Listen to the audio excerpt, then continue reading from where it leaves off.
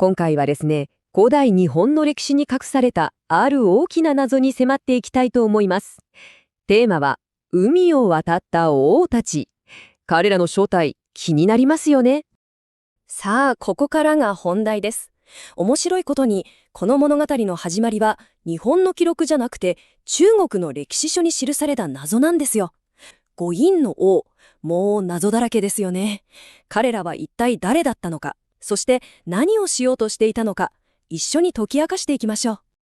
まず最初の手がかりを探しに、ちょっと時間を遡ってみましょう。舞台は4世紀の後半。当時の東アジアはまさに紛争の真っ只中にあった時代です。この頃、日本国内では大和王権が力をつけて支配を固めていました。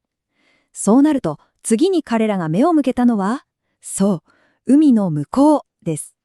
そして、ここがポイントなんですが、彼らの行動っていうのは、ライバルだった国によって記録されることになるんです。さて、これがですね、めちゃくちゃ面白いんですよ。韓国で見つかった遺跡に刻まれた一文です。ここにはっきりと、和、つまり日本が海を渡って下ら、ここでは百山と書かれていますね。それから白地を攻めたと書いてあるんです。これはもう当時の軍事行動を示す直接的な証拠なわけです。で、これ、一回きりの戦いじゃなかったんですね。この地域の主導権をめぐって、なんと10年以上も続くかなり激しい紛争だったんです。でも、ここで疑問が湧きますよね。どうしてそんな大きなリスクを冒してまで海を渡って戦争を仕掛けたんでしょうか。大陸にはそれほどまでに価値のある何かがあったんでしょうか。その答えは、どうやらたった一つの、でもめちゃくちゃ重要な資源にあったようです。それが、鉄。驚くことに、この時代の日本で見つかる鉄製品の、なんと 90% が、大和王権の本拠地だった近畿地方に集中しているんです。つまりどういうことかというと、朝鮮半島から入ってくる鉄のルートを独占することで、大和の王たちは、兵士には強力な武器を、農民には進んだ農具を与えることができたわけなんです。これこそが彼らが日本全体への支配力をがっちり固めるための切り札だったんですね。さあ、話はここからさらに面白くなりますよ。資源を手に入れるだけじゃなく、自分たちの支配の正当性、つまりお墨付きも欲しかった大和の王たちは、戦場だけじゃなく、当時の中国の王朝にも目を向け始めます。ここで登場するのが第2の重要な手がかりです。それがこの中国の歴史書和国伝です。この本によると、およそ50年の間に山、陳、清、孔、武っていう5人の王が次々と中国に使者を送って皇帝に認めてもらおうとしたとあります。でも不思議なことに、この5人の王の名前、日本の記録には全く出てこないんですよ。まさに幻の王たちですよね。この謎を解く鍵を握っているのが5人目の王、武です。彼はですね、朝鮮半島南部での軍事的な権力を中国に公式に認めてほしいっていうかなり大胆な要求をしたんですね。もしこの武の正体がわかれば、他の4人の王の正体にもつながるかもしれない。そう思いませんか？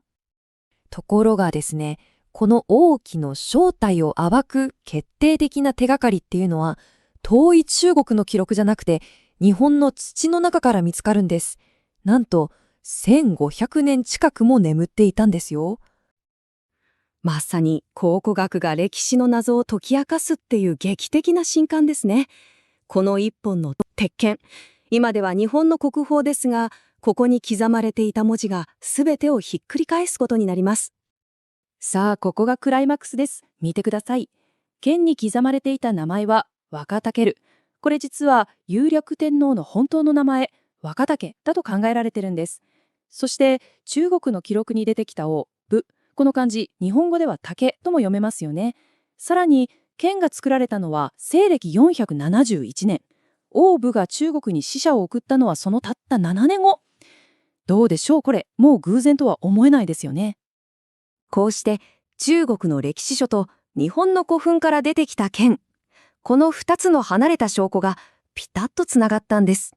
謎の王、武はついに日本の歴史上の人物、有略天皇としてその姿を現したわけです。さて、王、武の正体が有力天皇でほぼ確定となると、今度はパズルを逆から解いていくことができます。つまり彼の前にいた王たちが誰だったのかっていうことですね。ここでまた中国の記録が役立ちます。そこには例えば孔は武の兄といった家族関係が書かれてるんです。これを日本の天皇の系図と照らし合わせることで、歴史家たちはご覧のような対応関係を導き出しました。幻の王たちがこうして日本の天皇と結びついていくわけです。これら一連の動きから見えてくるのは、大和の王たちがいかにして国をまとめようとしていたか、その巧みな戦略です。まず、軍事力で朝鮮半島に進出して鉄を確保する。その鉄を独占して国内の豪族たちを従わせる。そして中国皇帝のお墨付きをもらって国内外に自分たちの権威を示す。見事な算段構えですよね。最後に一つ考えてみてほしいことがあります。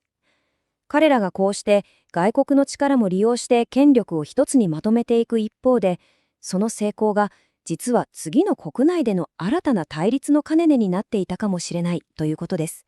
まあその話はまた別の機会にじっくりと。